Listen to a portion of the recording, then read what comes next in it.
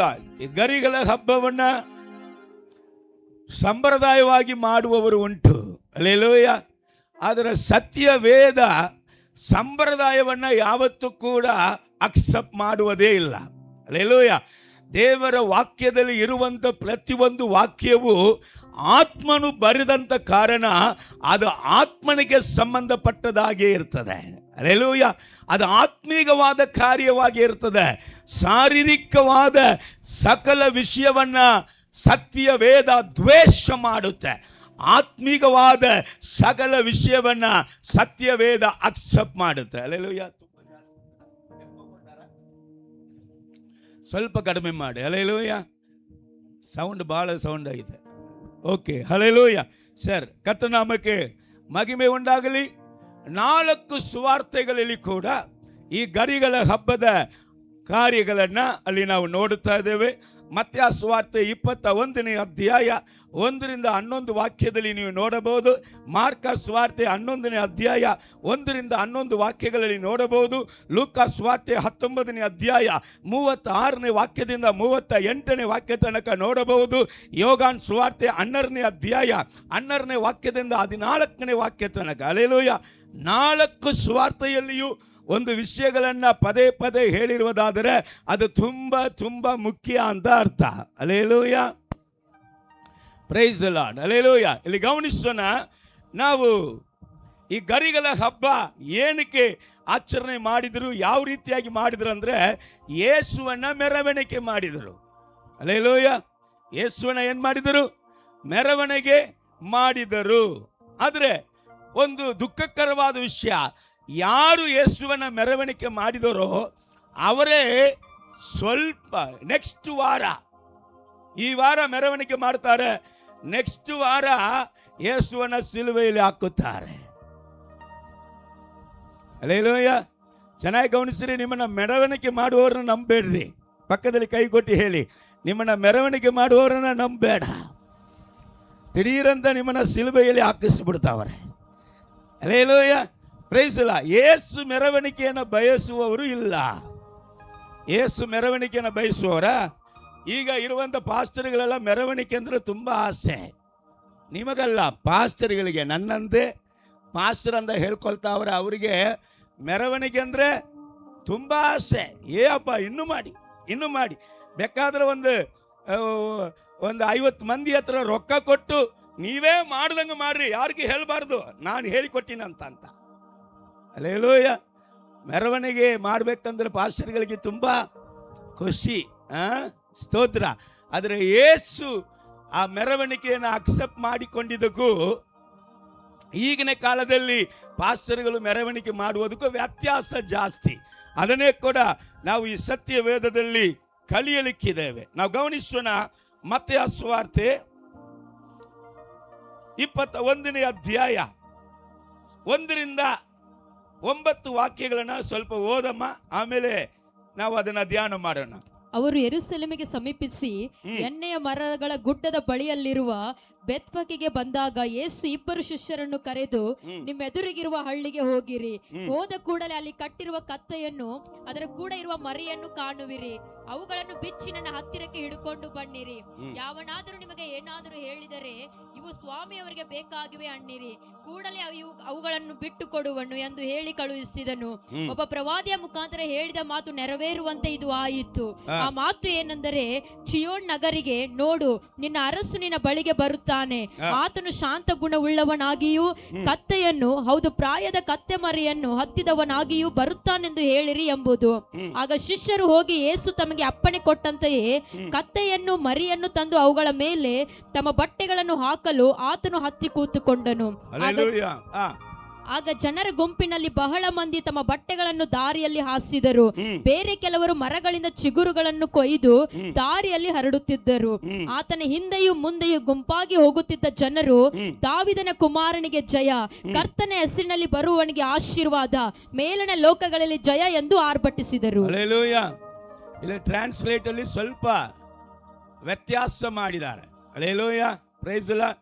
ಸ್ವಲ್ಪ ಪರಿಶುದ್ಧ ಬೈಬಲ್ ಅಲ್ಲಿ ಅದನ್ನ ಎಕ್ಸಾಕ್ಟ್ ಟ್ರಾನ್ಸ್ಲೇಟ್ ಮಾಡಿದ್ದಾರೆ. ಇಲ್ಲಿ ಜಯ ಅಂತ ಹೇಳುವಂತ ಪದ ಅಷ್ಟು ಸರಿಯಾದ ಪದ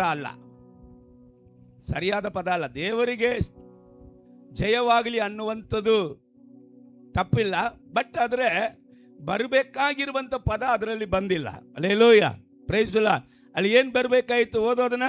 ಆತನ ಮುಂದೆಯೂ ಹಿಂದೆಯೂ ಹೋಗುತ್ತಿದ್ದ ಜನರ ಸಮೂಹಗಳು, ಆತನ ಮುಂದೆಯೂ ಹಿಂದೆಯೂ ಹೋಗುತ್ತಿದ್ದಂತ ಸಮೂಹಗಳು, ದಾವಿದ ಕುಮಾರನಿಗೆ ಹೋಸನ್ನ, ದಾವಿದ ಕುಮಾರನಿಗೆ ಹೋಸನ್ನ, ಕರ್ತನ ಹೆಸರಿನಲ್ಲಿ ಬರುವಾತನು ಧನ್ಯನು. ಕರ್ತನ ಹೆಸರು ಕರೆಕ್ಟ್ ಆಗಿದೆ, ಇದೆ ಕರೆಕ್ಟ್. ಕರ್ತನ ಹೆಸರಲ್ಲಿ ಬರುವಾತನು ಧನ್ಯನು. ಹಲ್ಲೆಲೂಯಾ ಹೇಳಿ, ಹಲ್ಲೆಲೂಯಾ. ಯಾರಿಗೆ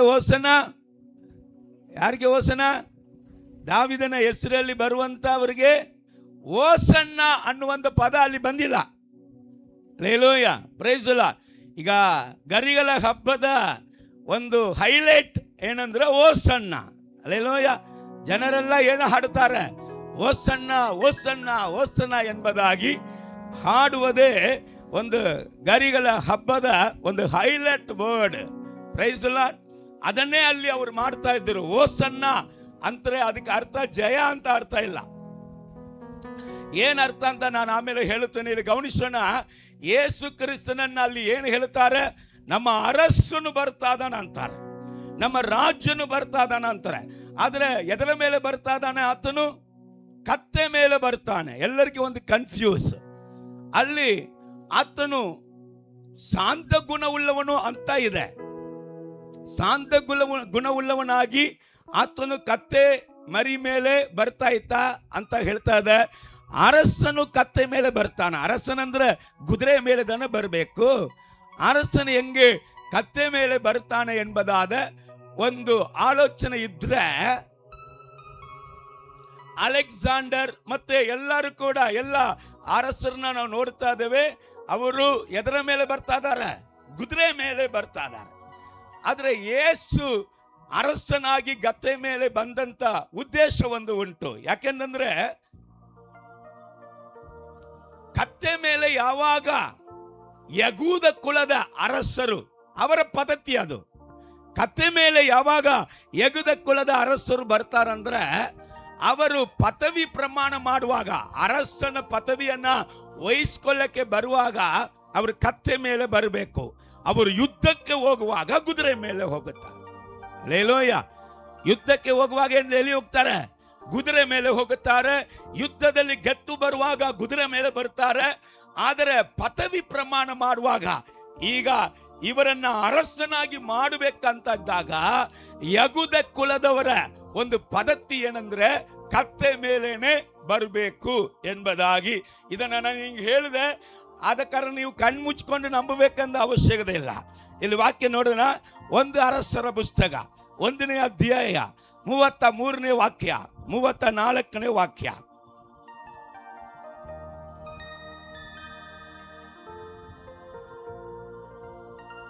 ಅವರ ಅರಸನ ಸನ್ನಿಧಿಗೆ ಬರಲು ಅರಸನು ಅವರಿಗೆ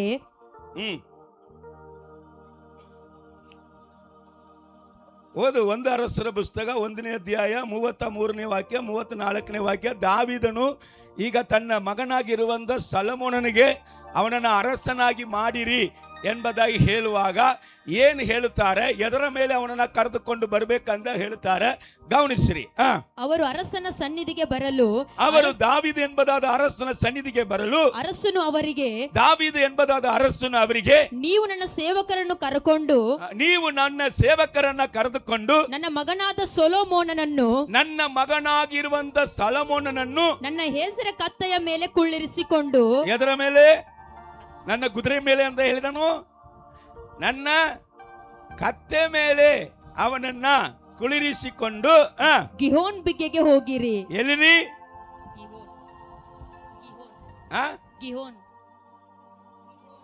ಈಗೋನ್. ಆಯ್ತು, ಓಕೆ, ನಿಮಗೆ ಅರ್ಥ ಆಯ್ತಲ್ಲ? ಸ್ತೋತ್ರ. ಗಿಹೋನ್ ಬುಗ್ಗೆಗೆ ಹೋಗಿರಿ. ಓಕೆ.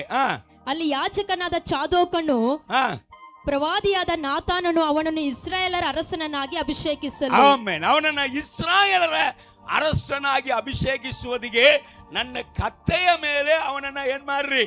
ಕರೆದುಕೊಂಡು ಹೋಗ್ರಿ. ಇದು ಯಹೂದ ಪದ್ಧತಿ. ಅಲ್ಲಿ ಏನ್ ಹೇಳ್ತಾರೆ ಅದಕ್ಕೆ ಅಲ್ಲಿ ಜನ ಹೇಳ್ತಾ ಇದ್ದಾರೆ. ಮತ್ತೆ 21:9 ವಾಕ್ಯ ಓದ್ ಮಗಳೇ. ಆತನ ಹಿಂದೆಯೂ ಮುಂದೆಯೂ ಗುಂಪಾಗಿ ಹೋಗುತ್ತಿದ್ದ ಜನರು ದಾವಿದ ಕುಮಾರನಿಗೆ ಹೋಸನ್ನ, ದಾವಿದ ಕುಮಾರನಿಗೆ ಹೋಸನ್ನ. ಹಂಗಂದ್ರೆ ದಾವಿದನ ವಂಶದಲ್ಲಿ ಮತ್ತೆ ನಮಗೆ ಅರಸನಾಗಿ ಬಂದಿರುವಂತ ಯೇಸು ಕ್ರಿಸ್ತನಿಗೆ ಹೋಸನ್ನ ಅಂತ. Hallelujah, praise the Lord. Right, okay. ಈಗ ನಾವು ಇನ್ನು ನೋಡಲಿಕ್ಕಿದ್ದೇವೆ. ಸೊ ಅವರು ಹೋಸನ್ನ ಅಂತ ಹೇಳಿದಾಗ ಆ ಹೋಸನ್ನ ಅಂತ ಹೇಳುವಂತ ಮಾತಿಗೆ ಏನು ಅರ್ಥ ಅಂದ್ರೆ ಲಾರ್ಡ್ ಸೇವ್ ಮೀ ಅಂತ ಅರ್ಥ. ದೇವರೇ ನಮ್ಮನ್ನ ರಕ್ಷಿಸು, ದೇವಕುಮಾರನೇ, ದಾವಿದನ ಹೆಸರಲ್ಲಿ ಬರುವಂತ ದಾವಿದನ ಕುಮಾರನೇ, ದಯವಿಟ್ಟು ನಮ್ಮನ್ನ ರಕ್ಷಿಸು, ನಮ್ಮನ್ನ ಉಳಿಸು, ನಮಗೆ ಸಹಾಯ ಮಾಡು ಅಂತ ಅರ್ಥ. ಹಲ್ಲೆಲೂಯಾ. ಹೋಸನ್ನ ಅಂದ್ರೆ ಏನರ್ಥ?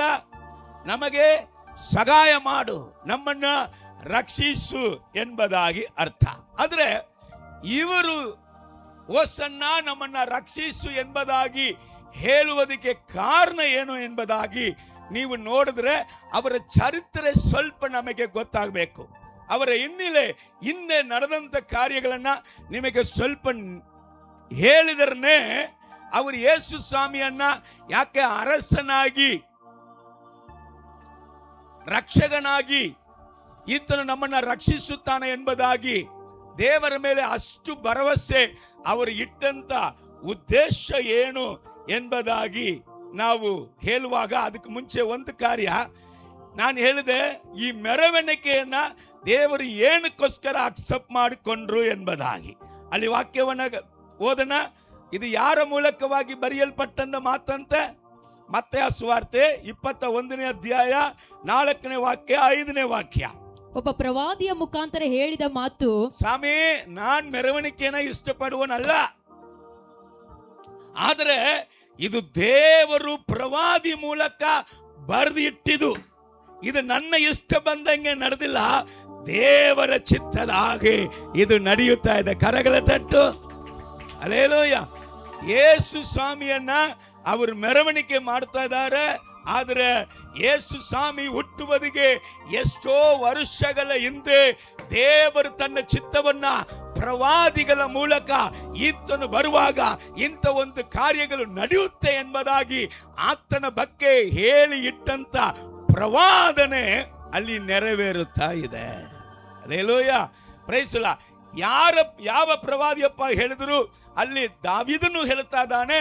ಇನ್ನೊಂದು ನಾವು ನೋಡುವುದಾದ್ರೆ ಜಕರೀಯನು ಎಂಬುದಾದ ಪ್ರವಾದಿ ಕೂಡ ಅದನ್ನ ಹೇಳ್ತಾ ಇದ್ದಾನೆ. ನಾವು ದಾವೀದನ ಪುಸ್ತಕವನ್ನ ಬಹಳ ಸತಿ ಓದಿದ್ದೇವೆ, ಆದರೆ ಅದರಲ್ಲಿ ಗಮನ ಕೊಟ್ಟಿವೋ ಏನೋ ಗೊತ್ತಿಲ್ಲ. ದಾವೀದನು ಪ್ರವಾದನೆಯಾಗಿ ಹೇಳಿದಂತ ಮಾತುಗಳನ್ನ ಸ್ವಲ್ಪ ಗಮನಿಸೋಣ. ಕೀರ್ತನೆ 118ನೇ ಅಧ್ಯಾಯ 24ನೇ ವಾಕ್ಯದಿಂದ 28ನೇ ವಾಕ್ಯ ತನಕ ಇದನ್ನ ನೀವು ಗಮನಿಸಕ್ಕೆ ಸಾಧ್ಯ. ಓದ್ ಮಗಳೇ. ಈ ದಿನವು ಯೆಹೋವನಿಂದಲೇ ನೇಮಕವಾದದ್ದು, ಈ ದಿನವು ಯೆಹೋವನಿಂದಲೇ ನೇಮಕವಾದದ್ದು, ಇದರಲ್ಲಿ ನಾವು ಉಲ್ಲಾಸದಿಂದ ಆನಂದಿಸೋಣ, ಇದರಲ್ಲಿ ಉಲ್ಲಾಸದಿಂದ ಆನಂದಿಸೋಣ. ಇದು ಮಾತ್ರ ಗೊತ್ತು ನಮಗೆ. Hallelujah, hallelujah. ನಾನು ಹೇಳಿದೆ ವಿಶೇಷವಾದ ದಿನ ಯಾವುದು? ಯೇಸು ಕ್ರಿಸ್ತನ ಆ ಗರಿಗಳ ಹಬ್ಬದ ದಿನ, ವಿಶೇಷವಾದ ದಿನ. ಅದು ಹೇಳುತ್ತೆ ಈ ದಿನ ಯಾವ ದಿನ ಅಂತೆ? ಓದ್ ಮಗಳೇ. ಯೆಹೋವನಿಂದಲೇ ನೇಮಕವಾದದ್ದು, ಯೆಹೋವನಿಂದಲೇ ನೇಮಕವಾದದ್ದು, ಇದರಲ್ಲಿ ನಾವು ಉಲ್ಲಾಸದಿಂದ ಆನಂದಿಸೋಣ, ಇದರಲ್ಲಿ ಉಲ್ಲಾಸದಿಂದ ಆನಂದಿಸೋಣ. ಮುಂದ ಯೆಹೋವನೇ ದಯವಿಟ್ಟು ರಕ್ಷಿಸು. ಯೆಹೋವನೇ ಹೋಸನ್ನ ಅಂತ ಅರ್ಥ ಏನು ಗೊತ್ತಾ? ಯೆಹೋವನೇ ದಯವಿಟ್ಟು ರಕ್ಷಿಸು, ಯೆಹೋವನೇ ದಯವಿಟ್ಟು ಸಾಫಲ್ಯ ಕೊಡು, ಆ ಯೆಹೋವನ ಹೆಸರಿನಲ್ಲಿ ಒಳಗೆ ಬರುವವನಿಗೆ ಆಶೀರ್ವಾದ, ಯೆಹೋವನ ಹೆಸರಿನಲ್ಲಿ ಯೆರೂಸಲೇಮ್ ಒಳಗಡೆ ಬರುವವನಿಗೆ ಆಶೀರ್ವಾದ. ಯೆಹೋವನ ಮಂದಿರದಲ್ಲಿರುವ ನಾವು ನಿಮ್ಮನ್ನು ಆಶೀರ್ವದಿಸುತ್ತೇವೆ, ಯೆಹೋವನ ಮಂದಿರದಲ್ಲಿ ಇರುವಂತೆ ನಾವು ನಿಮ್ಮನ್ನು ಆಶೀರ್ವದಿಸುತ್ತೇವೆ. ಯೆಹೋವನೇ ದೇವರು, ಯೆಹೋವನೇ ದೇವರು, ಆತನು ನಮಗೆ ಪ್ರಕಾಶವನ್ನು ಅನುಗ್ರಹಿಸಿದ್ದಾನೆ, ಪ್ರಕಾಶವನ್ನು ಅನುಗ್ರಹಿಸಿದ್ದಾನೆ. ರೆಂಬೆಗಳನ್ನು ಹಿಡಿದುಕೊಂಡು, ರೆಂಬೆಗಳನ್ನಂದ್ರೆ ಗರಿಗಳನ್ನ ಹಿಡಿದುಕೊಂಡು ಮೆರವಣಿಗೆಯಾಗಿ ಯಜ್ಞವೇದಿಯ ಕೊಂಬುಗಳ ಸಮೀಪಕ್ಕೆ ಬನ್ನಿರಿ. ಮೆರವಣಿಗೆಯಾಗಿ ಯಜ್ಞ ವೇದಿಯ ಕೊಂಬುಗಳ ಸಮೀಪಕ್ಕೆ ಬನ್ನಿರಿ. ನೀನು ನನ್ನ ದೇವರು, ನೀವು ನನ್ನ ದೇವರು, ನಿನ್ನನ್ನು ಕೊಂಡಾಡುತ್ತೇನೆ, ನಿಮ್ಮನ್ನ ಕೊಂಡಾಡುತ್ತೇನೆ. ಕರಗಳ ತಟ್ಟು. ಹಲ್ಲೆಲೂಯ. ಆಲ್ರೆಡಿ ದಾವೀದನು ಈ ದಿನ ಯೆಹೋವನಿಂದ ನೇಮಕವಾದ ದಿನ. ಹಲ್ಲೆಲೂಯ. ಇದು ಹರ್ಷಕೊಳ್ಳುವಂತ ದಿನ. ರಕ್ಷಕನು ಆತನ ಪದವಿಯನ್ನ ಹೊಂದಿಕೊಳ್ಳುವಂತ ದಿನ, ಸುವಿಹಾರ ಮಾಡಿಕೊಳ್ಳುವಂತ ದಿನ. ಯೆಹೋವನೇ ದೇವರೇ ಎಂಬುದಾಗಿ ಯೇಸು ಕ್ರಿಸ್ತನಿಗೆ ಆರ್ಪಡಿಸಿ ಆತನನ್ನ ಮೆರವಣಿಗೆ ಮಾಡುವಂತ ದಿನ ಎಂಬುದಾಗಿ ಅಲ್ಲಿ ಬರೆದು ಇಟ್ಟಾನೆ. ಈಗ ಜಕರೀಯನ ಪ್ರವಾದಿ 9ನೇ ಅಧ್ಯಾಯ 9ನೇ ವಾಕ್ಯದಲ್ಲಿ, ಜಕರೀಯನ ಪುಸ್ತಕ, ಪ್ರವಾದನ ಪುಸ್ತಕ 9ನೇ ಅಧ್ಯಾಯ 9ನೇ ವಾಕ್ಯ ಓದಮ್ಮ. ಚಿಯೋನ್ ನಗರಿಯೇ, ಚಿಯೋನ್ ನಗರಿಯೇ, ಬಹು ಸಂತೋಷಪಡು, ಬಹು ಸಂತೋಷಪಡು. ಯೆರೂಸಲೇಮ್ ಪುರಿಯೇ, ಯೆರೂಸಲೇಮ್ ಪುರಿಯೇ, ಹರ್ಷಧ್ವನಿಗೈ, ಹರ್ಷಧ್ವನಿಗೈ. ನೋಡು, ನೋಡು, ನಿನ್ನ ಅರಸು ನಿನ್ನ ಬಳಿಗೆ ಬರುತ್ತಾನೆ, ನಿನ್ನ ಅರಸನು ನಿನ್ನ ಬಳಿಗೆ ಬರ್ತಾನೆ. ಆತನು ನ್ಯಾಯವಂತನು, ಆತನು ನ್ಯಾಯವಂತನು, ಸುರಕ್ಷಿತನು, ಸುರಕ್ಷಿತನು, ಶಾಂತ ಗುಣ ಉಳ್ಳವನಾಗಿಯೂ, ಶಾಂತ ಗುಣ ಉಳ್ಳವನಾಗಿಯೂ, ಕತ್ತೆಯನ್ನು, ಹೌದು ಪ್ರಾಯದ ಕತ್ತೆ ಮರಿಯನ್ನು, ಹೌದು ಪ್ರಾಯದ ಕತ್ತೆ ಮರಿಯನ್ನು ಹತ್ತಿದವನಾಗಿಯೂ ಬರುತ್ತಾನೆ, ಹತ್ತಿದವನಾಗಿಯೂ ಬರುತ್ತಾನೆ. Hallelujah, hallelujah. ಇದು ಆಲ್ರೆಡಿ ಜಕರೀಯ ಪ್ರವಾದಿ ಮೂಲಕ, ದಾವೀದನ ಪ್ರವಾದಿಯ ಮೂಲಕ, ಇನ್ನು ಅನೇಕ ಪ್ರವಾದಿಗಳ ಮೂಲಕ ಹೇಳಿದಂಥದ್ದು ನಡೆಯುತ್ತಾ ಇದೆ. ಇಲ್ಲಿ ಚೆನ್ನಾಗಿ ಗಮನಿಸ್ರಿ. ಒಂದು ವೇಳೆ ನನಗೆ ಅರ್ಥ ಆಗ್ತಾ ಇಲ್ಲೋ, ಈ ಸತ್ಯ ವೇದದಲ್ಲಿ ನನ್ನ ಜೀವಿತದಲ್ಲಿ ಇವತ್ತು ಈ ದಿನಮಾನಗಳಲ್ಲಿ ನಡೆಯುವುದು ಮುಂಚೆಯೇ ಈ ಸತ್ಯ ವೇದದಲ್ಲಿ ಬರೆಯಲ್ಪಟ್ಟಿತ್ತು. ಹಲ್ಲೆಲೂಯ. ಈ ಸತ್ಯ ವೇದದಲ್ಲಿ, ವೇದದ ಮೂಲಕವಾಗಿಯೇ ಅನೇಕ ಸೈಂಟಿಸ್ಟ್ಗಳು ಅನೇಕ ಕಾರ್ಯಗಳನ್ನ ಅವ್ರೇನ್ ಮಾಡ್ತಾರೆ? ಸೈಂಟಿಸ್ಟ್ಗಳು ರಿಸರ್ಚ್ ಮಾಡ್ತಾರೆ. ಈ ಬೈಬಲಿಂದ ಅವರು ರಿಸರ್ಚ್ ಮಾಡಿದಂತ ಕಾರ್ಯಗಳು ಬಗಲ ಕೊನೆಯದಾಗಿ ಈ ಬೈಬಲನ್ನ ಸುಳ್ಳು ಅಂತ ಕಂಡುಹಿಡಿಬೇಕಂತ ಎಷ್ಟೋ ಪ್ರಯತ್ನ ಮಾಡಿದ್ರು ಕೂಡ ಈ ಬೈಬಲನ್ನ ಒಬ್ಬನು ಕೂಡ ಸುಳ್ಳು ಅಂತ ಕಂಡುಹಿಡಿಯಲಿಕ್ಕೆ ಆಗಲೇ ಇಲ್ಲ. ಯಾಕೆಂದ್ರೆ ಇದು ಸತ್ಯ ವೇದ. ಇದು ನಡೆದದನ್ನ ಹೇಳಿದಿತ್ತು, ನಡೆಯಲಿಕ್ಕಿರುವುದನ್ನ ಹೇಳ್ತಾ ಇತ್ತು. ಇನ್ನು ನಾಳೆ ನಡೆಯಲಿಕ್ಕಿರುವಂತ ಕಾರ್ಯಗಳನ್ನು ಕೂಡ ಇದರಲ್ಲಿ ಬರೆದು ಇಟ್ಟಿದೆ. ಹಲ್ಲೆಲೂಯ. ಅದುವೇ ನಡೆಯಲಿಕ್ಕಿದೆ, ಅದುವೇ ನಡೆಯುತ್ತಾ ಇದೆ. ಸೊ ಯೇಸು ಕ್ರಿಸ್ತನ ಕಾಲದಲ್ಲಿ ಕೂಡ ಆತನು ಹುಟ್ಟುವುದಕ್ಕೆ ಎಷ್ಟೋ ವರ್ಷಗಳ ಹಿಂದೆ ಪ್ರವಾದಿಗಳ ಮೂಲಕ ಬರೆದಿಟ್ಟಂತ ವಿಷಯವೇ ಅಲ್ಲಿ ನಡೆಯುತ್ತಾ ಇದೆ. ಹಲ್ಲೆಲೂಯ. Praise the Lord. ಬೇರೆ ಯಾವುದನ್ನು ಕೂಡ ತನ್ನ ಇಷ್ಟ ಪ್ರಕಾರ ದೇವರಲ್ಲಿ ಮಾಡುವುದಿಲ್ಲ, ರೈಟ್? ಆದರೆ ಇದನ್ನ ಯಹೂದಿಯರು ಅವರು ಇದನ್ನ ಆಚರಣೆ ಮಾಡಿದ್ದು ಅವರಿಗೆ ಅಷ್ಟು ಬುದ್ಧಿಯಿಂದ ಆಚರಣೆ ಮಾಡಿಲ್ಲ. ಈ ಸತ್ಯ ವೇದದ ವಾಕ್ಯದ ಪರಿಜ್ಞಾನವು ಅವರಿಗೆ ಇಲ್ಲ. ಅವರು ಯೇಸುವನ್ನ ರಚಿಸುತ್ತಾನೆ ಎಂಬುದಾಗಿ ನಂಬಿದದಕ್ಕೆ ಒಂದು ಹಿನ್ನೆಲೆಯನ್ನು ನಿಮಗೆ ಹೇಳುತ್ತೇನೆ. ಆಬ್ರಹಾಮಿಂದ ಸ್ವಲ್ಪ ಹೇಳುತ್ತೇನೆ, ಗಮನಿಸ್ತೀರಾ? ಹಲೋ, ಇದ್ದೀರಾ? Amen, hallelujah, praise the Lord. ಸ್ವಲ್ಪ ಒಳ್ಳೆ ಸತ್ಯ ಹೇಳ್ತೇನೆ, ಸ್ವಲ್ಪ ಗಮನಿಸ್ರಿ. ಹಲ್ಲೆಲೂಯ, ದೇವರ ನಾಮಕ್ಕೆ ಮಹಿಮೆ ಉಂಟಾಗಲಿ. ಆದಿಕಾಂಡ 15ನೇ ಅಧ್ಯಾಯ 7ನೇ ವಾಕ್ಯ 8ನೇ ವಾಕ್ಯ. ಇಲ್ಲಿ ನನ್ನ ನೋಡ್ರಿ, ನೀವು ಬೈಬಲ್ ನೋಡ್ಬೇಡ, ನನ್ನನ್ನೇ ನೋಡು ಸಾಕು. ಹಲ್ಲೆಲೂಯ. ಆದಿಕಾಂಡ 15ನೇ ಅಧ್ಯಾಯ 7ನೇ ವಾಕ್ಯ 8ನೇ ವಾಕ್ಯದಲ್ಲಿ ದೇವರು ಅಬ್ರಹಾಮನಿಗೆ ಹೇಳ್ತಾರೆ, ಅಬ್ರಹಾಮೇ, ಈ ದೇಶವನ್ನ ನಿನಗೆ ಸ್ವತಂತ್ರವಾಗಿ ಕೊಡ್ತೇನೆ. ಯಾರಿಗೆ? ಒಬ್ಬ ವ್ಯಕ್ತಿ ಪರದೇಶಿಯಾಗಿ ಇದ್ದಂತ ಅವನನ್ನ, ಪರದೇಶಿಯನ್ನ ದೇವರು ಕರೆಸಿ ಅವನಿಗೆ ದೇವರು ಹೇಳ್ತಾ ಇದ್ದಾರೆ, ಯಪ್ಪ ದೇಶವೇ ನಿನಗೆ ಕೊಡುತ್ತೇನೆ ಅಂತ ಹೇಳಿದಾಗ, ನಾನು ಎದರಿಂದ ದೇವರ ಇದನ್ನ ನಂಬಲಿ ಅಂತ ಅವನು ಕೇಳ್ತಾ ಇದ್ದಾನೆ. ದೇವರು ಅವನಿಗೆ ದರ್ಶನದ ಮೂಲಕ ಅದನ್ನ ಹೇಳಿ, ನೋಡು, ನಿನ್ನ ಜನಾಂಗಗಳು ಏನ್ ಮಾಡ್ತಾರೆ? 400 ವರ್ಷ ಅನ್ಯ ದೇಶದಲ್ಲಿ ಪಿಟ್ಟಿ ಕೆಲಸ ಮಾಡುತ್ತಾರೆ, ಅಲ್ಲಿ ದಾಸರಾಗಿರ್ತಾರೆ. ಆ 400 ವರ್ಷ ನಂತರ ನಿನ್ನ ಜನರನ್ನ ಇದೇ ದೇಶದಲ್ಲಿ ಸ್ವಾಧೀನ ಮಾಡುವುದಕ್ಕಾಗಿ ನಾನು ಕರ್ಕೊಂಡ್ಬರ್ತೀನಿ ಎಂಬುದಾಗಿ ನ್ಯಾಯಸ್ಥಾಪಕರ ಪುಸ್ತಕದಲ್ಲಿ ಬರೆದಂತ ಒಂದು ಕಾರ್ಯ. ಅದನ್ನ ಯಾರ ಮೂಲಕವಾಗಿ ದೇವರು ನೆರವೇರಿಸಿದ್ರು?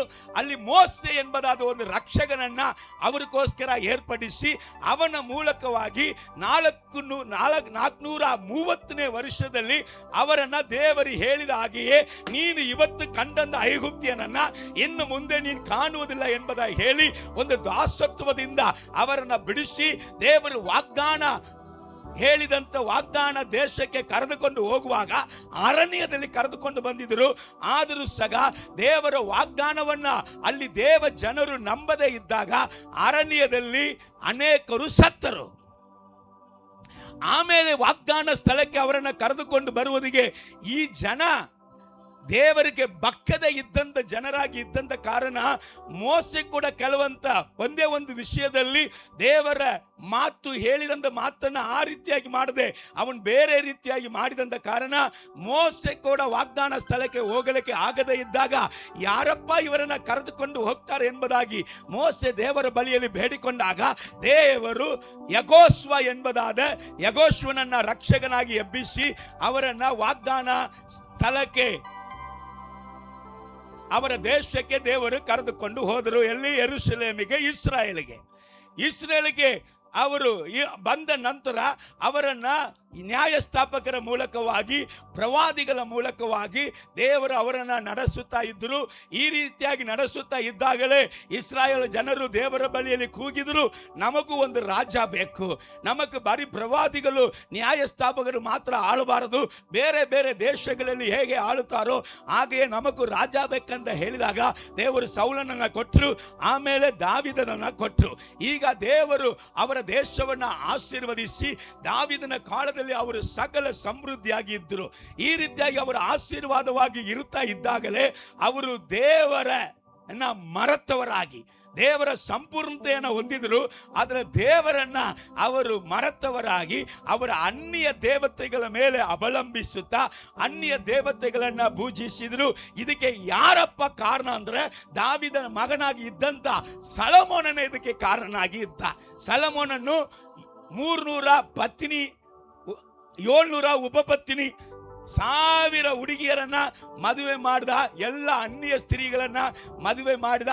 ಅನ್ಯ ಸ್ತ್ರೀಗಳನ್ನ ಎಲ್ಲಿ ದೇಶಕ್ಕೆ ಹೋಗ್ತಾನೋ ಅಲ್ಲೆಲ್ಲ ಮದುವೆ ಮಾಡಿಕೊಂಡು ಅವರನ್ನ ಯೆರೂಸಲೇಮಲ್ಲಿ ಇಟ್ಟಿದ್ದು ಮಾತ್ರ ಅಲ್ಲ, ಆ ಸ್ತ್ರೀಗಳು ಯಾವ ದೇವತೆಗಳನ್ನ ಪೂಜಿಸ್ತಾರೋ ಅವರೆಲ್ಲ ತಂದು ಯೆರೂಸಲೇಮಲ್ಲಿ ಇಟ್ಟು ಜನರು ದೇವರನ್ನ ಮರೆತು ಅನ್ಯ ದೇವತೆಗಳನ್ನ ಅವಲಂಬಿಸುವಂತೆ ಮಾಡಿಬಿಟ್ಟ. ಈ ದ್ರೋಗ ದೇವರಿಗೆ ಹೆಚ್ಚಾಗಿದ್ದಂಥ ಕಾರಣ ಈ ದ್ರೋಗದ ನಿಮಿತ್ತವಾಗಿ ದೇವರು ಅವರಿಗೆ ಸ್ವಾಧೀನ ಉಳ್ಳ ದೇಶವನ್ನು ಕೊಟ್ಟ ನಂತರ ಅವರನ್ನು ಚದರಿಸಿಬಿಟ್ರು. ಅನೇಕ ದೇಶಗಳಿಗೆ ಅವರು ಏನಾದರೂ ಚದರಿಸಲ್ಪಟ್ಟು ಅವರು ಗುಲಾಮನಾಗಿ ಹೋಗಿದ್ರು. ಯೆರೆಮೀಯ ಪ್ರವಾದಿಯ ಮೂಲಕ 70 ವರ್ಷ ಇವರಿಗೆ ದಂಡನೆ, 70 ವರ್ಷ ನಂತರ ಪುನಃ ಇವರಿಗೆ ನಾನು ದೇಶವನ್ನು ಕೊಡುವೇನೆ ಎಂಬುದಾಗಿ ಹೇಳಿ ಬರೆದಿಟ್ಟಾಗ ಅಲ್ಲಿ ದಾನಿಯೇಲ್ ಎಂಬುದಾದ ಒಂದು ಭಕ್ತನು ಅವನು ನೋಡಿದವನಾಗಿ ಅದಕ್ಕೋಸ್ಕರ ಉಪವಾಸ ಇತ್ತು ಪ್ರಾರ್ಥಿಸಿದಾಗ ಚದರಿಸಲ್ಪಟ್ಟಂತ ಇದೇ ಇಸ್ರಾಯೇಲರು ಪುನಃ ತನ್ನ ಇಸ್ರಾಯೇಲ್ ದೇಶಕ್ಕೆ ಬಂದರು. ಅರ್ಥ ಆಯ್ತಾ ಇಲ್ಲಿ ತನಕ? ನೀನೇನೋ ಹೇಳಿದಿ ಮಾರ್ಯ, ನಮಗೆ ಏನು ಅರ್ಥ ಆಗಿಲ್ಲ ಅಂತ್ಯ. ನಿನಗೆ ಆದ್ರೆ ನಡೀತಾ, ಆದ್ರೆ ಆಗದಿದ್ರು ನಡೀತಾ, ಇದು ಸತ್ಯ. ಹಲ್ಲೆಲೂಯಾ. ಇದು ಇನ್ನೂ ತಿಳ್ಕೋಬೇಕಂದ್ರೆ ಸತ್ಯ ವೇದವನ್ನ ಓದ್ರಿ. ನಾನು ಹೇಳಿದ್ದು ಕರೆನೋ ಸುಳ್ಳು ಅಂತ ಹೇಳಿ ಸತ್ಯ ವೇದವನ್ನ ಏನ್ ಮಾಡ್ರಿ, ಓದಿ ನೋಡ್ರಿ. Right, okay. ಮತ್ತೆ ದೇವರು 70 ವರ್ಷ ನಂತರ ಇವರನ್ನ ಸೇರಿಸಿದ್ರು ಸಹ ಇವರು ಮತ್ತೆ ಕೂಡ ಇವರ ಸಮೃದ್ಧಿಯಲ್ಲಿ ಯಾವಾಗಲೂ ಕೂಡ ಕ್ರೈಸ್ತರಿಗೆ ಸೈತಾನ ಒಂದು ಮುಳ್ಳು ಇರಲೇಬೇಕು. ಹಂಗಂದ್ರೆ ಇವನು ಕರೆಕ್ಟ್ ಆಗಿರ್ತಾನೆ, ಇಲ್ಲದಿದ್ರೆ ಇವನು ಏನಾಗ್ತಾನೆ ಅವಾಗ ಸರಿಯಾಗಿರುವುದೇ ಇಲ್ಲ. ಅದಕ್ಕೆ ಪೌಲ ಅಪೊಸ್ತಲನು 3 ಸತಿ ಬಂದು ಕೇಳ್ತಾನೆ, ಅಪ್ಪ ನಾನು ಇಂಥ ಒಂದು ಪ್ರಾರ್ಥನೆ ಮಾಡುವನು 3ನೇ ಆಕಾಶವೆಲ್ಲ ನನಗೆ ತೋರಿಸಿದಿ, ನನಗೆ ಈ ಮುಳ್ಳು ಬೇಕಾ, ಈ ಮುಳ್ಳನ್ನು ತೆಗಿ ಅಂತ 3 ಸತಿ ಕೇಳ್ತಾನೆ. ದೇವರು ಹೇಳಿದ್ರು, ನನ್ನ ಕೃಪೆ ನಿನಗೆ ಸಾಕು, ನೀನು ಪರಲೋಕ ಬರ್ಬೇಕಂದ್ರೆ ಈ ಮುಳ್ಳು ಬೇಕಪ್ಪ ಅಂತ. ನೀ ಪರಲೋಕ ಬರ್ಬೇಕಂದ್ರೆ ನೀನು ಹಿಂಜಾರದ ಹಾಗೆ ಕೊಡಲ್ಪಟ್ಟಂತ ಸೈತಾನ ಮುಳ್ಳು ಅದು. ನೀನು ಪರಲೋಕ ಬರ್ಬೇಕಂದ್ರೆ ಈ ಮುಳ್ಳು ಇದ್ರೇ ಬರ್ತೀವಿ. ಯಾಕಂದ್ರೆ ಫ್ರೀಡಮ್ ಬಹಳ ಕಷ್ಟ. ಯಾವ ಮನೆಯಲ್ಲಿ ಮಕ್ಕಳನ್ನ ತಂದೆ ತಾಯಿಗಳು ಫ್ರೀಡಮ್ ಆಗಿ ಬೆಳೆಸ್ತಾ ಇದ್ದಾರೋ ಪಾಪ ಆಮೇಲೆ ಅವರ ತಲೆ ಮೇಲೆ ಕೈ ಇಟ್ಟುಕೊಂಡು ಅಳುತ್ತಾರೆ. ಯಾವ ಮನೆಯಲ್ಲಿ ತಂದೆ ತಾಯಿಗಳು ಮಕ್ಕಳನ್ನ ಸ್ಟ್ರಿಕ್ಟ್ ಆಗಿ ಬೆಳೆಸ್ತಾ ಇದ್ದಾರೋ ಆ ಮಕ್ಕಳು ಆಮೇಲೆ ತಂದೆ ತಾಯಿಗಳನ್ನ ಕೊಂಡಾಡುತ್ತಾರೆ. ಯಾಕಂದ್ರೆ ಅವರು ಉನ್ನತ ಸ್ಥಾನಕ್ಕೆ ಬಂದಿರ್ತಾರೆ. ತುಂಬಾ ಅವಶ್ಯ, ಸ್ಟಿಟ್ಟು ಸ್ವಲ್ಪ ಅವಶ್ಯವೇ. ಹಲ್ಲೆಲೂಯ. ಅದಕ್ಕೆ ದೇವರು ಹೇಳಿದ್ರು, ಪೆತ್ತ ಹಿಡಿಯದಂತ ಪಿತ್ತ ಮಗನಿಗೆ ಶತ್ರು. ನನ್ನ ಮಗುವನ್ನ ಈಗ ಇರುವಂತ ಮಕ್ಕಳನ್ನ ನೋಡಿದ್ರೆ ಇವ್ರ ತರ ಹುಚ್ಚರು ಯಾರಂತ ಅನಿಸ್ತಾ ಇದೆ. ಮಗು ತಲೆ ಮೇಲೆ ಹತ್ತಿ ಟಾಯ್ಲೆಟ್ ಹೋದ್ರೂ ಸುಮ್ಮನೆ ಇರ್ತಾವ್ರಿ. ಇದೇ ಹಂಗೆ ಸುಮ್ಮನೆ ಇರ್ತಾವ, ನಮಗ್ ಗೊತ್ತಾಗ್ತಲ್ಲ. ಅದು ಯಾರ ಮನೆಗೆ ಹೋದ್ರು ಕೋತಿ ತರ ಅದನ್ನ ಹರಿಯುತ್ತೆ, ಇದನ್ನ ಹರಿಯುತ್ತೆ. ಅದನ್ನ ಒಂದು ಕಡೆ ಕೂತ್ಕೊಳ್ಳಂದ ಹೇಳಕ್ ರೆಡಿ ಇಲ್ಲ. ಏನ್ ಬೇಕಾದ್ರೆ ಹರಿ, ಲಾಸ್ಟ್ ಅಲ್ಲಿ ಅದು ಇವರನ್ನ ಹರಿಯುತ್ತೆ. Hallelujah, praise the Lord. ದೇವರ ನಾಮಕ್ಕೆ. ಮಕ್ಕಳನ್ನ ಬೆಳೆಸುವುದಿಗೆ ಸತ್ಯ ವೇದದಲ್ಲಿ ಓದಿ ತಿಳ್ಕೊಳ್ಳ್ರಿ. ಹಲ್ಲೆಲೂಯ, ದೇವರ ನಾಮಕ್ಕೆ. ಮಕ್ಕಳ ಹೃದಯದಲ್ಲಿ ಏನಿರ್ತದೆ, ಅದು ಎಷ್ಟು ಆರಾಧನೆ ಮಾಡಿದ್ರು, ಅದು ಎಷ್ಟು ದೇವರ ವಾಕ್ಯವನ್ನ ಈಗ ಸೂಪರ್ ಆಗಿ ನನ್ನ ಮಕ್ಕಳು ಸಾರಿದ್ರು, ಎಷ್ಟು ವಾಕ್ಯ ಹೇಳಿದ್ರು, ಮಕ್ಕಳ ಹೃದಯದಲ್ಲಿ ಒಂದು ಮತಿಹೀನವು ಇರುತ್ತೆ. ಅದು ಪೆತ್ತ ಎಂಬುದಾದ ಆ ಔಷಧಿನೇ ಆ ಮತಿಹೀನವನ್ನ ತೆಗಿತ್ತೆ. ಇದು ನಮ್ಮನ್ನ ಸೃಷ್ಟಿ ಮಾಡಿದಂತ ದೇವರು ಬರೆದಿಟ್ಟಿದ. ಹಲ್ಲೆಲೂಯ. ಮಕ್ಕಳಂದ್ರೆ ಸ್ವಲ್ಪ ಪಾಪ ಅವರು ಮಕ್ಕಳು, ಯೇಸ್ವಾಮಿ ಹೇಳಿದ್ರು ನೀವು ಮಕ್ಕಳಂದೇ ಆಗ್ಬೇಕಂತ. ಆದ್ರೆ ಈಗಿನ ಇರುವಂತ ಮಕ್ಕಳಂತೆ ಇದು UKG ಲವ್ ಲೆಟರ್ ಕೊಡ್ತಾ ಇದೆ. ಇದು ಫಸ್ಟ್ ಸ್ಟ್ಯಾಂಡರ್ಡ್ ಬಂದಾಗ ಬ್ಲೇಡ್ ಅಲ್ಲಿ ಹುಡುಗಿ ಹೆಸರನ್ನ ಬರೀತಾ ಇದೆ. ಇದು ಸಾಕ್ಷಾತ್ ನಮ್ಮನ್ನ ಸೈತಾನನ್ನ ಸೀದಾ ನೋಡ್ದಂಗಿದೆ. Hallelujah, praise the Lord. ನಮಗೆ ಸ್ವಲ್ಪ ಧ್ಯಾನ ಬರುವುದಿಗೆ ಒಂದು 7ನೇ 8ನೇ ಬಂದ್ರೆ, ಈಗ ಇದು ಇನ್ನು ಬಾಯಿ ತೆರೆದು ಮಾತಾಡ್ತಾ ಇಲ್ಲ, ಮೊಬೈಲಲ್ಲಿ ಎಲ್ಲೆಲ್ಲ ಹೋಗ್ತಾ ಇದೆ. ಇನ್ನು ಅಪ್ಪ ಅಮ್ಮೆ ಅಂತ ಮಾತಾಡಕ್ ಬಂದಿಲ್ಲ. ಮೊಬೈಲ್ ಕೊಟ್ಟು ನೋಡು, ಯಾವನ್ ಮೊಬೈಲ್ ಬೇಕಾದ್ರೆ ಕೊಟ್ಟು ನೋಡು. ನೀನ್ ಲಾಕ್ ಎಂತ ಲಾಕ್ ಆಯ್ತು ಓಪನ್ ಮಾಡಿ ಒಳಗಡೆ ಸೀದಾ ಗೇಮಿಗೆ ಹೋಗೇ ಬಿಡ್ತಾ ಇದು. ಇವತ್ತು ಗೇಮ್ಗೆ ಹೋಗ್ತೆ, ನಾಳೆ ನಿನ್ನ ಗೇಮ್ ಆಡಿಸುತ್ತೆ. Hallelujah, praise the Lord. ಈಗಿನ ಮಕ್ಕಳ ಬಗ್ಗೆ ದೇವರು ಬರ್ದಾರ ಏನೋ ನನಗೆ ಗೊತ್ತಿಲ್ಲ. ದೇವರಿಗೆ ಸ್ತೋತ್ರ, ಅದು ದೇವರಿಗೆ ಬಿಟ್ಟದು. ದೇವರ ನಾಮಕ್ಕೆ ಸ್ತೋತ್ರ. ಇಲ್ಲಿ ಗಮನಿಸ್ರಿ, ಇವರನ್ನ ಮತ್ತೆ ದೇವರು ಯೆರೂಸಲೇಮಲ್ಲಿ ತಂದು ಇಟ್ಟಾಗಲೂ ಸಹ ಮತ್ತೆ ಕೂಡ ಇವರು ದೇವರಿಗೆ ದ್ರೋಹ ಮಾಡಿ, ಇವರು ಅನ್ಯ ದೇವತೆಗಳ ಮೇಲೆ ಮನಸ್ಸಿಟ್ಟು ದೇವರ ಆಜ್ಞೆಗಳನ್ನ ಇವರು ಮೀರಿ ನಡೆದಾಗ ದೇವರು ಇವರನ್ನ ರೋಮ್ ರಾಜ್ಯವು ಇವರ ದೇಶವನ್ನು ಆಳುವಂತೆ ಅವರಿಗೆ ಇವರನ್ನ ಗುಲಾಮನಾಗಿ, ಇವರ ದೇಶದಲ್ಲಿ ಇವರನ್ನ ಗುಲಾಮನಾಗಿ ಇಟ್ಬಿಟ್ರು. ಆ ರೋಮ್ ರಾಜ್ಯಕ್ಕೆ ಶೀಶ ಅಂತ ಹೇಳ್ತಾ ಇದೆ.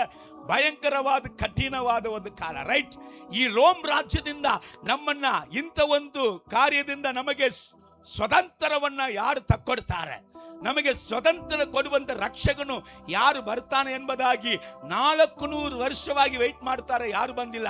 400 ವರ್ಷ ನಂತರ ಯೇಸು ಬಂದ ನಂತರ ಯೇಸುವೇ ಹೇಳ್ತಾ ಇದ್ರು, ನಾನೇ ಲೋಕಕ್ಕೆ ರಕ್ಷಕನು ಎಂಬುದಾಗಿ, ನಾನೇ ನಿಮಗೆ ರಕ್ಷಕನು, ದೇವರು ನನ್ನನ್ನು ರಕ್ಷಕನಾಗಿ ಕಳಿಸಿ ಕೊಟ್ಟಾನೆ ಎಂಬುದಾಗಿ ಹೇಳಿ ಕುರುಡರ ಕಣ್ಣುಗಳನ್ನು ತೆರೀತಾ ಇದ್ದಾರೆ, ಕುಂಟರು ನಡೆಯುವಂತೆ ಮಾಡ್ತಾ ಇದ್ದಾರೆ. ಅನೇಕ ಅದ್ಭುತ ಸೂಚಕ ಕಾರ್ಯಗಳು, ಎಂತ ವ್ಯಾಧಿಯಸ್ಥರು ಬಂದರೂ ಕೂಡ ಬಿಡುಗಡೆ ಆಗ್ತಾ ಇದೆ.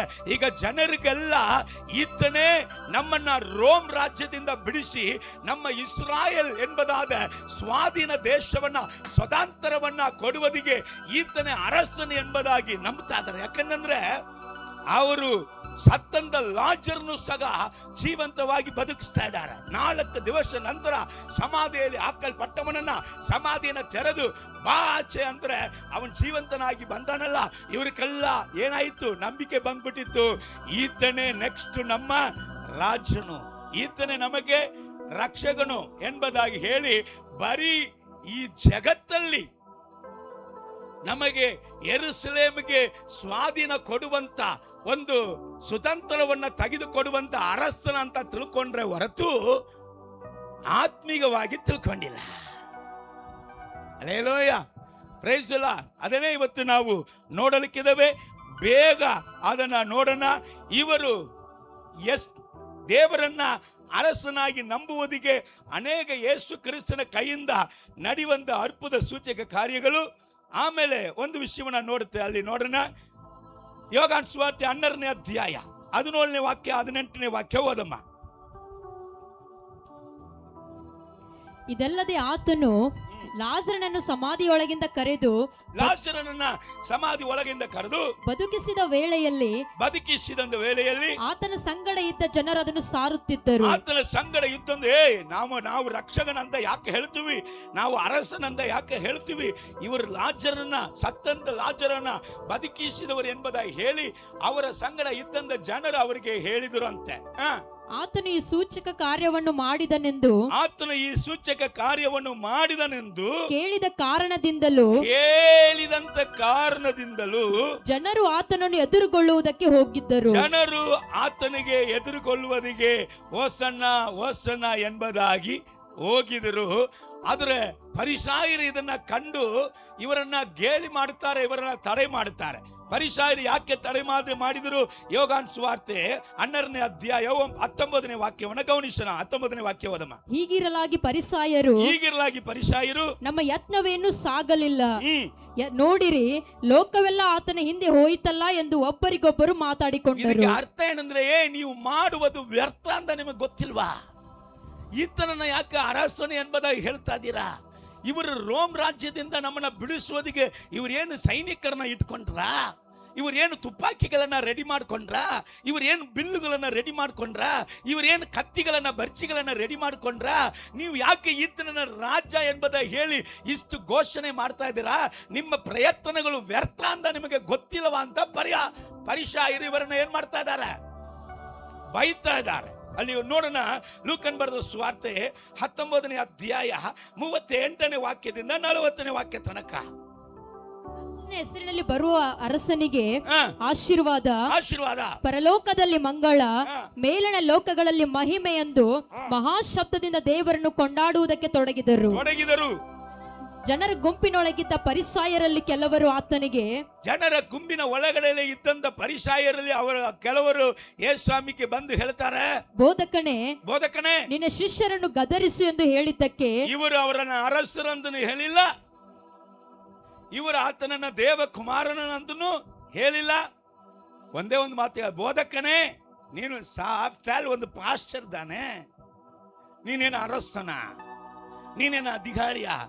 ಈ ಜನರು ಉಚ್ಚತನವಾಗಿ ನಿನ್ನನ್ನು ಈ ರೀತಿಯಾಗಿ ಮೆರವಣಿಗೆ ಮಾಡ್ತಾರೆ. ಯಾಕಂದ್ರೆ ಇವನು ಪರಿಸಾಯನಾಗಿ ಇದ್ರೂ ಸೈತಾನು ಸತ್ಯ ಗೊತ್ತಿಲ್ಲದವನು, ವೇದ ಗೊತ್ತಿಲ್ಲದವನು, ಧರ್ಮಶಾಸ್ತ್ರ ಗೊತ್ತಿಲ್ಲದವನು, ಈತನನ್ನ ಕುರಿತಾಗಿ ಮೊದಲೇ ಬರೆದಿಟ್ಟಂತ ವಾಕ್ಯಗಳನ್ನ ತಿಳಿಯದವನು.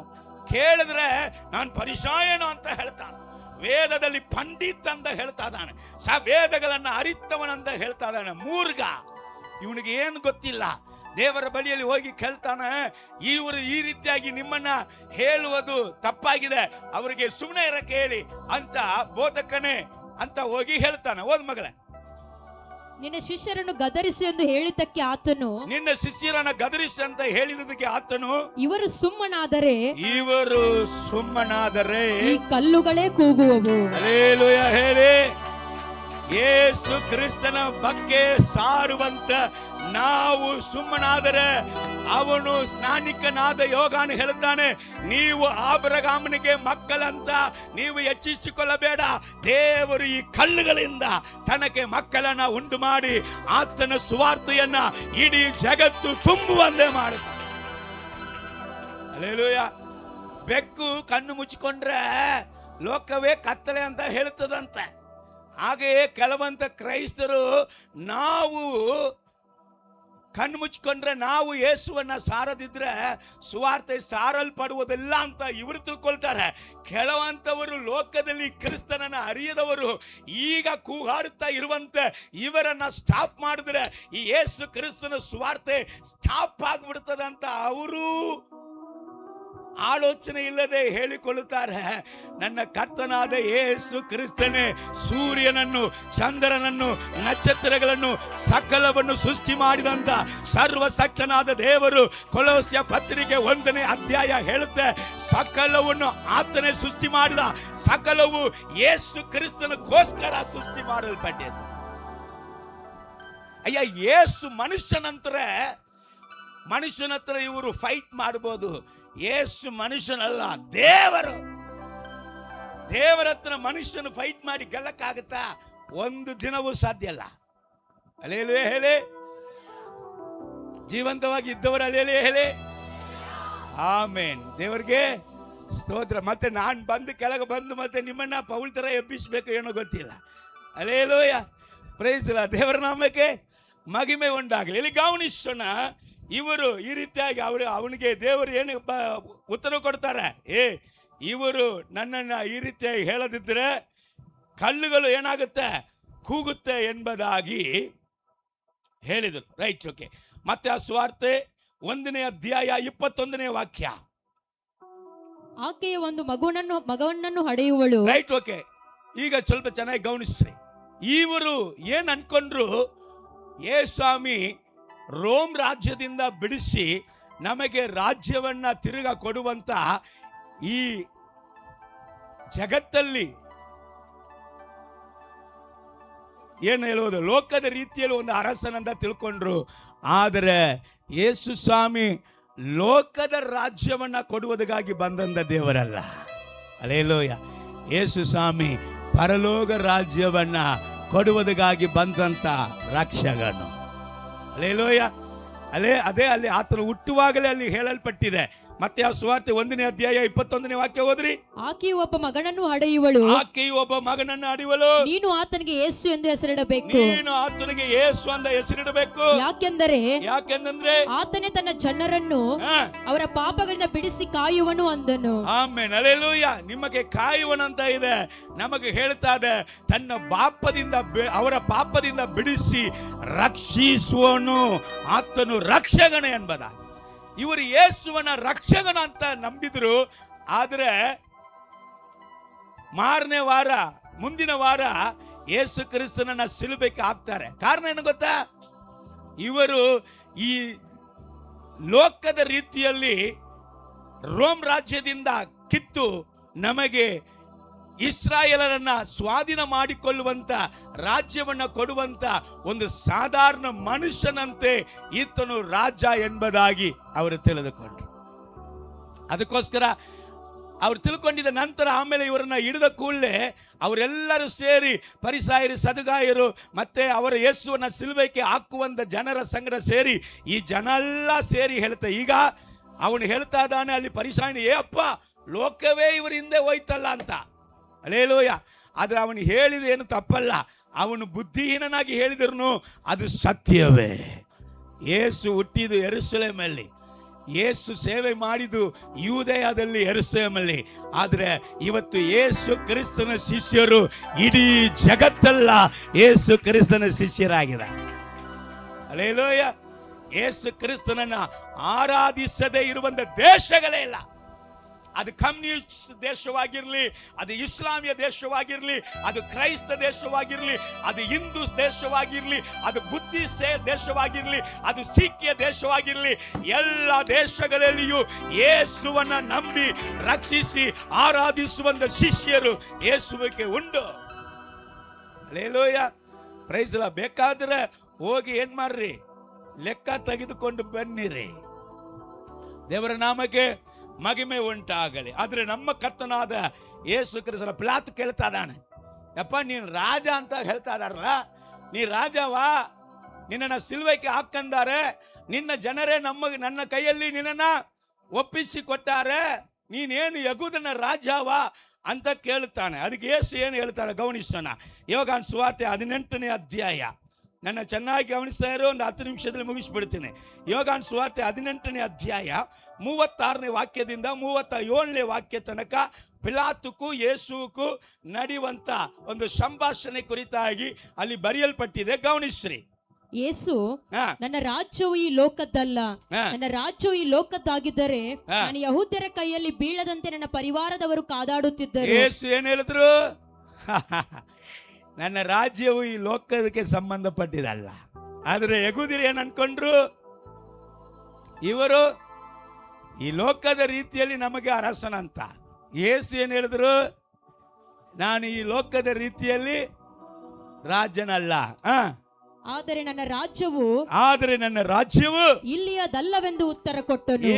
ಇದೆಲ್ಲ ಸೂರ್ಯನು ಕರಿ ಕಂಬಳಿ ಆಗುತ್ತಾನೆ, ಚಂದ್ರನು ಆತನು ಕೆಂಬ ರಕ್ತ ಆಗ್ತಾನ, ಚಂದ್ರನು ರಕ್ತ ಆಗ್ತಾನೆ, ಎಲ್ಲ ನೀನು ನೋಡುವಂತ ನಕ್ಷತ್ರಗಳೆಲ್ಲ ಅದು ಬಳ ಬಳ ಅಂತ ಕೆಳಗಡೆ ಇದು ಗಿಡದಲ್ಲಿ ಎಲೆಗಳು ಹೇಗೆ ಉದುರ್ತೋ ಆ ರೀತಿಯಾಗಿ ಏನಾಗುತ್ತೆ, ಉದುರುತ್ತೆ. ಆಕಾಶ ಕೂಡ ಏನಾಗುತ್ತೆ, ಒಂದು ಬೆಡ್ಶೀಟ್ ಅನ್ನ ಮಡಿಸುವಂತ ರೀತಿಯಲ್ಲಿ ಹೋಗುತ್ತೆ.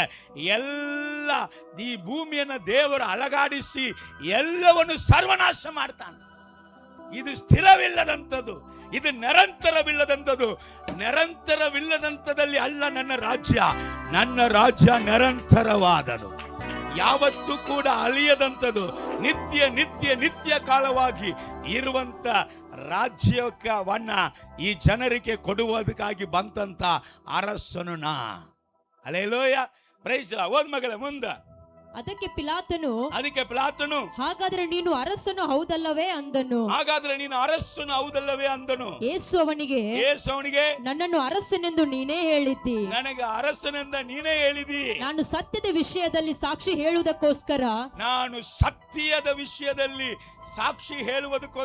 ಹುಟ್ಟಿದವನು, ಅದಕ್ಕೋಸ್ಕರವೇ ಈ ಲೋಕಕ್ಕೆ ಬಂದಿದ್ದೇನೆ. ಸತ್ಯಪರರೆಲ್ಲರೂ, ಸತ್ಯವನ್ನ ಹುಡುಕುವಂತ ಎಲ್ಲರೂ, ಸತ್ಯಪರರೆಲ್ಲರೂ ನನ್ನ ಮಾತಿಗೆ ಕಿವಿಗೊಡುತ್ತಾರೆಂದು ಉತ್ತರ ಕೊಟ್ಟನು. ಹಲ್ಲೆಲೂಯಾ. ಇವತ್ತು ಚರ್ಚಲ್ಲಿ ಅನೇಕರು ಇದ್ದೀರಾ, ಎಷ್ಟು ಜನ ಕಿವಿ ಕೊಡ್ತೀರ ನನಗೆ ಗೊತ್ತಿಲ್ಲ. ಆದ್ರೆ ದೇವರು ಏನ್ ಹೇಳ್ತಾರೆ ಗೊತ್ತಾ, ಸತ್ಯಪರರೆಲ್ಲರೂ ನನ್ನ ಮಾತಿಗೆ, ಹಲ್ಲೆಲೂಯಾ ಹಲ್ಲೆಲೂಯಾ, ಪ್ರಾಪಂಚಕರು ನನ್ನ ಮಾತಿಗೆ ಕಿವಿ ಕೊಡಂಗಿಲ್ಲ. ಹಲ್ಲೆಲೂಯಾ.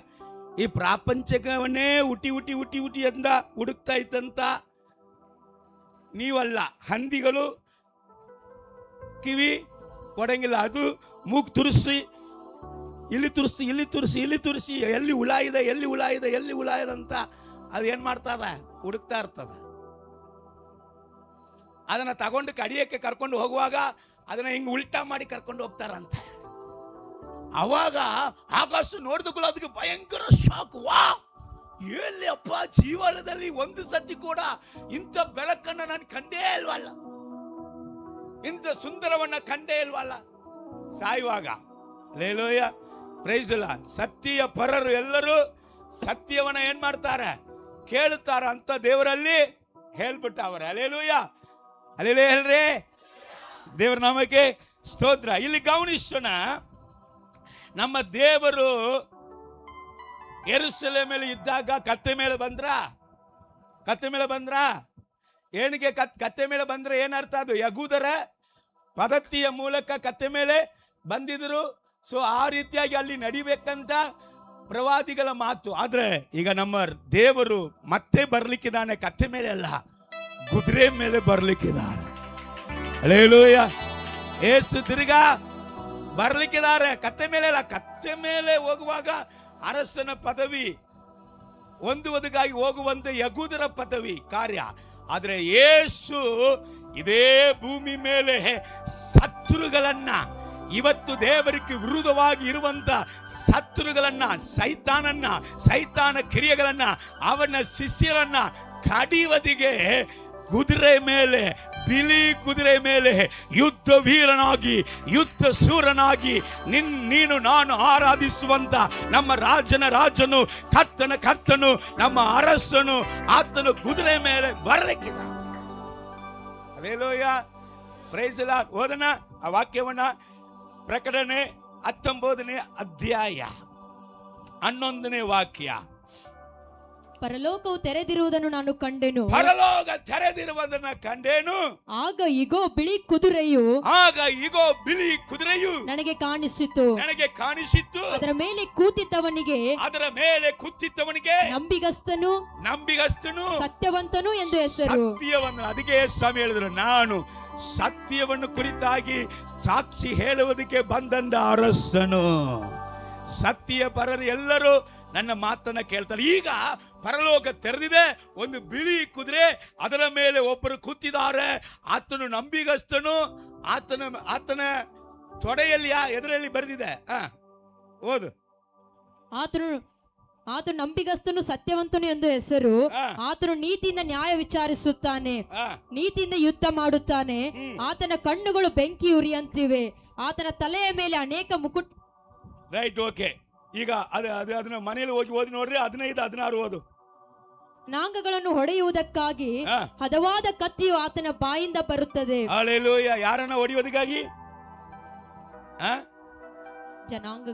ಜನಾಂಗಗಳನ್ನ ಅಂತ ಇದೆಯಾ?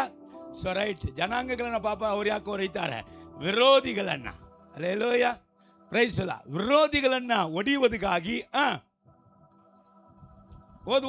ಹದವಾದ ಕತ್ತಿಯು ಆತನ ಬಾಯಿಂದ ಬರುತ್ತದೆ. ಹದವಾದ ಕತ್ತಿಯು ಆತನ ಬಾಯಿಂದ ಬರುತ್ತೆ. ಆತನು ಅವರನ್ನು ಕಬ್ಬಿಣದ ಕೋಲಿನಿಂದ ಆಳುವನು. ಆತನು ಅವರನ್ನ ಕಬ್ಬಿಣದ ಕೋಲಿನಿಂದ ಆಳುವನು.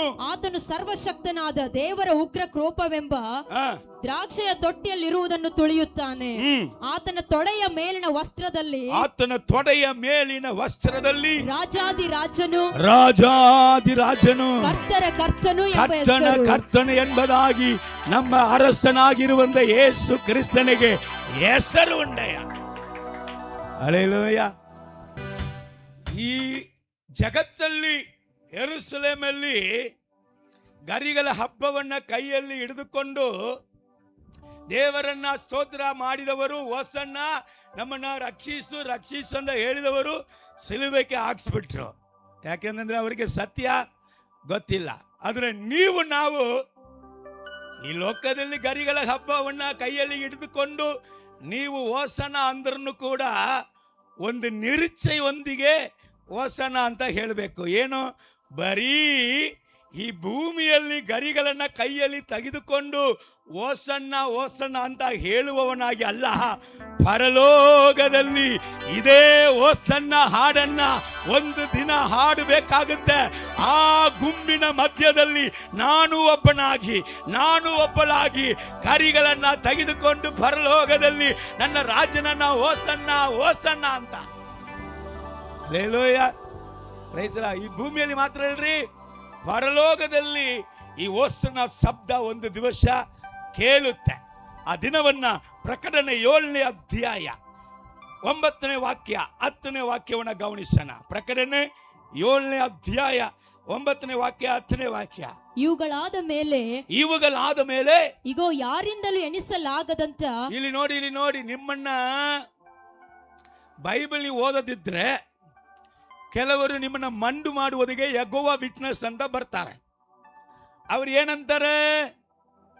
ಪರಲೋಕಕ್ಕೆ ನೀವೆಲ್ಲ ಹೋಗೋದಿಲ್ಲ, ನಮ್ಮ ಜೋಡಿ ನೀವು ಚಿಯೋನಿಗೆ ಬಂದ್ರೆ ಮಾತ್ರ ಪರಲೋಕ ನಿಮಗೆ ಸಿಕ್ಕುತ್ತೆ. ಯಾಕೆಂದ್ರೆ ಅಲ್ಲಿ ಟಿಕೆಟ್ ಬಹಳ ಕಡಿಮೆ ಇದೆ.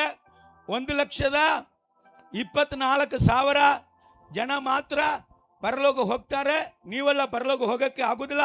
ಆದ ಕಾರಣ ಒಂದು 20,000 ಕೊಡು.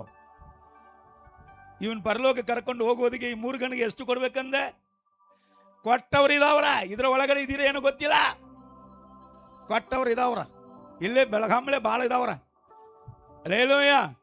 ಸೊ ಆದ ಕಾರಣ ಈ ಗರಿಗಳದ ಹಬ್ಬದಲ್ಲಿ ಒಂದು ನಿರೀಕ್ಷೆ. ಅಪ್ಪ, ಎಲ್ಲಿ ಗರಿಗಳನ್ನ ನಾನು ಕೈಯಲ್ಲಿ ಹಿಡಿದುಕೊಳ್ಳುತ್ತೇನೋ ಇಲ್ಲೋ, ಪರಲೋಕದಲ್ಲಿ ನಿನ್ನ ಮಗನಾಗಿ ನಿನ್ನ ಮಗಳಾಗಿ, ಹಲ್ಲೆಲೂಯಾ, ಪರಿಶುದ್ಧ ವಂದನ ಕೂಟದಲ್ಲಿ ಪರಿಶುದ್ಧ ವಂದನಾಗಿ ಗರಿಗಳನ್ನ ಕೈಯಲ್ಲಿ ಹಿಡಿದುಕೊಂಡು ನನ್ನ ತಂದೆಯಾದ ದೇವರಿಗೂ ನನ್ನ ರಕ್ಷಕನಾಗಿರುವಂಥ ಯೇಸು ಕ್ರಿಸ್ತನಿಗೂ ಹೋಸನ್ನ ಎಂಬುದಾದ ಆ ಸ್ತುತಿ ಸ್ತೋತ್ರವನ್ನು ಅಪ್ಪ ನಮ್ಮನ್ನು ರಕ್ಷಿಸುವಂತ ಅಲ್ಲ, ನನ್ನನ್ನು ರಕ್ಷಿಸಿ ಪರಲೋಕ ಕರೆದುಕೊಂಡು ಬಂದಿದ್ದಕ್ಕಾಗಿ ಸ್ತೋತ್ರ ಎಂಬುದ.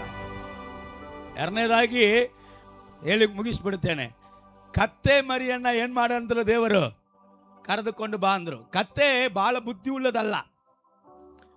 ಶಾಲೆಯಲ್ಲಿ ಕೂಡ ಯಾರನ್ನ ಕತ್ತೆ ಅಂದಾರೆ? ಚೆನ್ನಾಗಿ ಓದದೇ ಇರುವಂತ ಕತ್ತೆ ಇದು ಕತ್ತೆ ಅಂತ. 7 ಕತ್ತೆ ವಯಸ್ಸು ಬಂದ್ರೂ ಕೂಡ ಬುದ್ಧಿಯೇ ಇಲ್ಲ ಅಂತಾರೆ. ಅದಲ್ಲ ಕತ್ತೆ. ಅದರಲ್ಲಿ ಕತ್ತೆಯಾಗಿ ಹುಟ್ಟುವುದೇ ಬಹಳ ಕಷ್ಟ. ಇದರಲ್ಲಿ ಕಟ್ಟಲ್ಪಟ್ಟಿದೆ. ಹಲ್ಲೆಲೂಯಾ. ದರಿದ್ರ ಮೇಲೆ ದರಿದ್ರ. ಕೆಲವರು ಹೇಳ್ತಾರ ಕನಿಷ್ಠನು ಕಿಂದ ಕನಿಷ್ಠನು. ಕತ್ತೆ ಮೇಲೆ ಕಟ್ಟಲ್ಪಟ್ಟಂದ ಕತ್ತೆ. ದೇವರು ಏನು ಹೇಳ್ತಾರೋ, ರೈಟ್, ಕತ್ತೆನೇ ನನಗೆ ಬೇಕು, ತಗೊಂಬ ಅಂತ. ಅಲ್ಲೇಲೂಯ. ಕಟ್ಟಲ್ಪಟ್ಟ ಕತ್ತೆಯಾದ ನನ್ನ ಬಿಡಿಸಿ ಕರೆದಿರುವೆ, ನಿನ್ನನ್ನು ಒತ್ತು ಸಾಗುವಂತೆ ನನ್ನನ್ನು ಉಪಯೋಗಿಸಿರುವೆ. ಓ ಕಟ್ಟಲ್ಪಟ್ಟ ಕತ್ತೆಯಾದ ನನ್ನ ಬಿಡಿಸಿ ಕರೆದಿರುವೆ, ನಿನ್ನನ್ನು ಒತ್ತು ಸಾಗುವಂತೆ ನನ್ನನ್ನು ಉಪಯೋಗಿಸಿರುವೆ. ನನ್ನ ಕರಗಳ ತಟ್ಟಿ ತಟ್ಟಿ ಆರಾಧಿಪೆ, ಆರಾಧಿಪೆ ನಿನ್ನನ್ನು ಆರಾಧಿಪೆ. ಕರಗಳ ತಟ್ಟಿ ತಟ್ಟಿ ಆರಾಧಿಪೆ, ಓಹೋ ಆರಾಧಿಪೆ ನಿನ್ನನ್ನು ಆರಾಧಿಪೆ.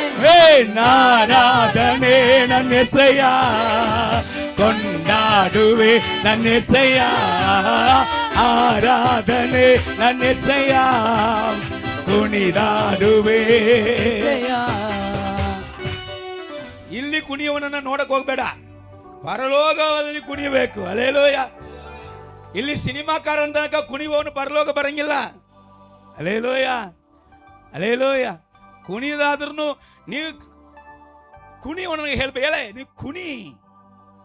ಅರ್ಧಂಬರ್ಧ ಬಟ್ಟೆ ಹಾಕೊಂಡು ಸಿನಿಮಾಕಾರನ ತನಕ ನೀನು ಕುಣಿತಾ ಇದೆಯಲ್ಲ, ನೀ ಕುಣಿ. ನಿನ್ ಕೋಣೆ ಒಳಗಡೆ ಮುಚ್ಚಿಕೊಂಡು ಕುಣಿಯಲ್ಲ, ಹರಿದು ಕುಣಿ. ಯಾರು ಕೇಳ್ತಾವ್ರ? ಹಾಕೊಂಡು ಕುಣಿ, ಹಾಕದೆ ಕುಣಿ. ಯಾರು ಕೇಳ್ತಾವ್ರ? ಅಲ್ಲೇಲೂಯ. ಮಕ್ಕಳ ಮತ್ತಿಲ್ಲದನ ತಪ್ಪಾಗುತ್ತೆ. ಅಲ್ಲೇಲೂಯ. ಪಾಪ ಇಲ್ಲಿ ಬಂದು ಯಾಕೆ ರಿಕಾರ್ಡ್ ಡ್ಯಾನ್ಸ್ ಆಡ್ತಿ? ಅಲ್ಲಿ ಹರಿದುಕೊಂಡು ಕುಣಿಯಲ್ಲ. ಯಾರು ಬೇಡ ಅಂದ್ರು? Hallelujah, hallelujah. ಇದು ಹರಿದುಕೊಂಡು ಕುಣಿಯುವವನಿಗೆ ಕೆಲವೊಂದು ಫ್ಯಾನ್ಸು ಇಲ್ಲಿದ್ದಾರೆ, ಕೊಂದೇ ಬಿಟ್ಟಿನಿ ನಿಮ್ಮನ್ನ. Hallelujah, praise the Lord. ಈ ರೆಕ್ಕೆ ಕೆಲವೊಂದು ಬರ್ಡ್ಸ್ಗಳನ್ನ ಹಿಡಿದ ಕೊಳ್ಳೆ ರೆಕ್ಕೆಯನ್ನು ಕಟ್ ಮಾಡಿ ಒಳಗೆ ಇಡ್ತಾರೆ. ಯಾಕೆ? ಅದು ಹೋಗಬಾರ್ದಂತ ಸ್ಥಳಕ್ಕೆ ಹೋಗ್ಬಿಡ್ತದೆ. ಇಲ್ಲಿ ಪಳಗಬೇಕಂತ ಕೆಲವ್ರನ್ನ ಮತ್ತೆ ಕಟ್ ಮಾಡಬೇಕಾಗುತ್ತೆ. ಅಲ್ಲೇಲೂಯ. ಯಾವ ಚರ್ಚ್ ನೋಡಿ ನೀವು ಆಕರ್ಷಣೆ ಹೊಂದಿಕೊಳ್ಳುವುದೇ ಬೇಡ. ಅದು ಯಾವ ಚರ್ಚ್ ಆಗಿರಲಿ, ಎನಿ ಚರ್ಚ್ ಯಾರಾಗಿರಲಿ, ಸತ್ಯ ವೇದಕ್ಕಿಂತ ಯೇಸು ಕ್ರಿಸ್ತನಿಗಿಂತ ಯಾವ ಸಭೆಯು ಮೇಲಲ್ಲ.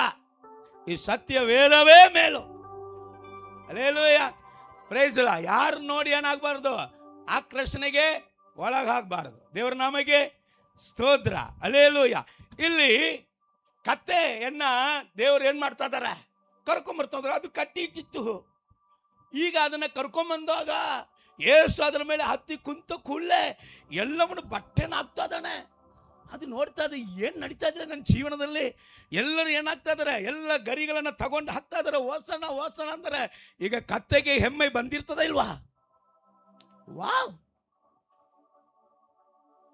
ಹಲ್ಲೆಲೂಯಾ. ಹೆಮ್ಮೆ ಬರಬೇಡ. ಅದರ ಒಂದು ಮಾತ್ರ ಸತ್ಯ, ನಾವೇ ಕತ್ತೆಗಳು.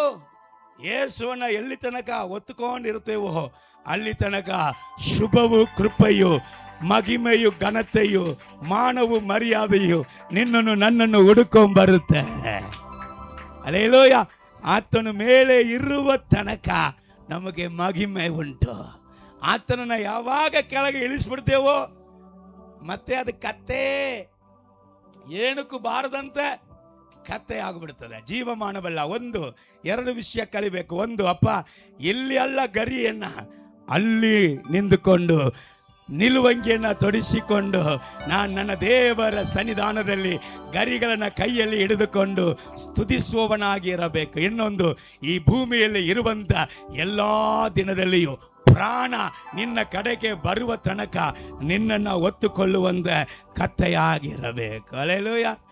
ಇದುವೇ ಗರಿಗಳ ಹಬ್ಬದ ವಾಕ್ಯ. ಹಲ್ಲೆಲೂಯ. ಇದುವೇ ನಾವು ಈ ಹಬ್ಬದ ಆಚರಣೆಯಿಂದ ನಮ್ಮ ಜೀವಿತದಲ್ಲಿ ಹಿಡಿದುಕೊಳ್ಳಬೇಕಾಗಿರುವಂಥ ಎರಡು ವಿಷಯ. ಹಲ್ಲೆಲೂಯ. ನಮ್ಮ ದೇವರೇ ರಕ್ಷಕನು. ಕಣ್ಗಳು ಮುಚ್ಚಿದವರಾಗಿ, ಒಪ್ಪಿಸಿಕೊಟ್ಟವರಾಗಿ, ಹಲ್ಲೆಲೂಯ.